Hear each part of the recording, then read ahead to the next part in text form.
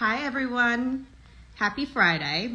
So we had the Mindset Masterclass last week, and I was asking for people to submit top questions that they had. It was basically ask anything, and the top question was really around how to switch from the trauma mindset of a survivor to a power mindset. It's a great question because, yes, survivor, you're thinking about, oh my God, I survived this really tough time. You can sit in it, but really what that shows is resilience. The fact that you are a survivor and that you got through that time, you need to own that strength.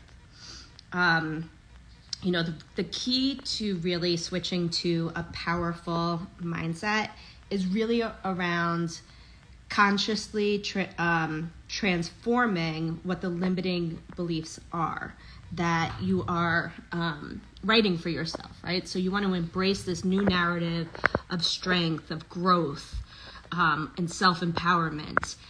And the way that we do that is it's the way that the Shine Roadmap follows. So really, first, it's about acknowledging the trauma, recognizing that the trauma, it does leave emotional and physical scars. And happy Friday, Fari. Thank you for joining. We're just talking about the mindset of survivors and switching from that trauma and being able to flip it into a powerful statement. So, labeling your fears and the emotions, it's really important to accept those parts of your journey, but remember it's not your identity. You want to reframe your limiting beliefs. Challenge those negative thoughts when they come to you. I do this all the time. I still do it.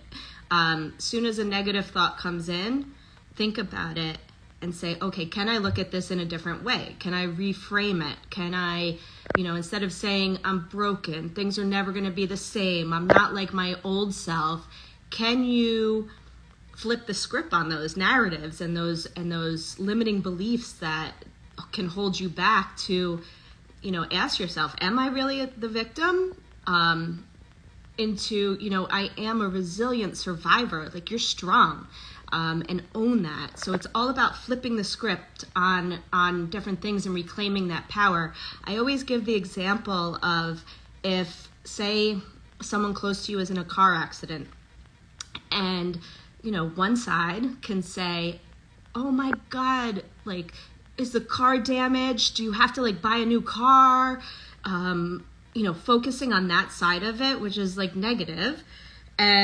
Or do you show gratitude and gratefulness, the fact that, oh my gosh, that person is safe. Are you okay? I'm so thankful that car accident didn't hurt you. So it's all about flipping the script. It's still that same car crash, but it's how you look at it and how you respond to it. So that's the same thing as we're looking at, trauma and different things that can pop up along our journeys. You also want to then focus on, once you move through the limiting beliefs and able to reframe, you want to develop new goals and purposes. Set some future orientated goals for yourself. Trauma really keeps you tethered and tied to the past, but purpose is going to move you and repel you forward in a big way.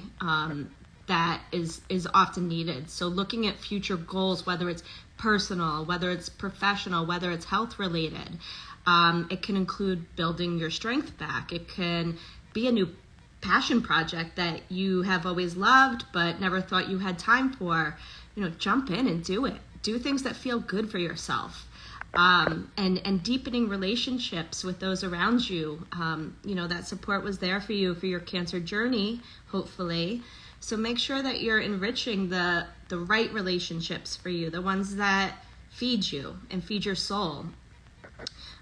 Also embracing self-compassion, forgiving yourself. Trauma can carry feelings of guilt, of shame. And I see this a lot with different clients where, you feel guilty, that you got cancer sometimes and that it took away from family time, or you just sit in that. But really being present helps you to detach from the trauma of the past. And mindfulness practices such as meditation, breath work, and if those aren't right for you, even taking a walk, being alone in a room or outside for a little bit, it's still a different way to be able to get that same response. And it gives you that time to recognize your thoughts without any judgment. So that's that self-compassion piece. And again, it goes back to the mindset of flipping the script, and you get to decide how you respond to them. Focusing on resilience and growth, working on a live growth mindset.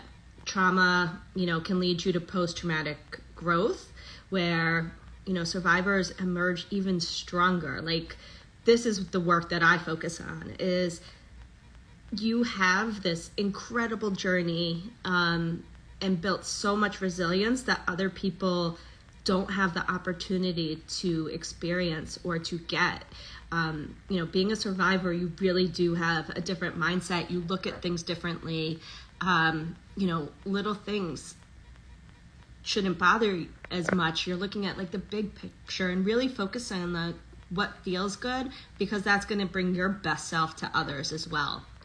And this is the best opportunity. I always say, like, you get to control your future. You get to create it. You get to paint this picture of who you want to be, what you want to be. Like, move away from things that don't feel good, that aren't right for you.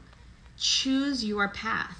And then celebrate your journey, right? Like, recognize all these great milestones along the way, whether small, whether big. And that piece really helps to reinforce the mindset shift from survival to thriving in all areas of your life. So I hope that answered your question for those who asked. And if we have any live Q&A, I'm happy to answer any additional questions. Otherwise, we'll pop back on for a live very soon.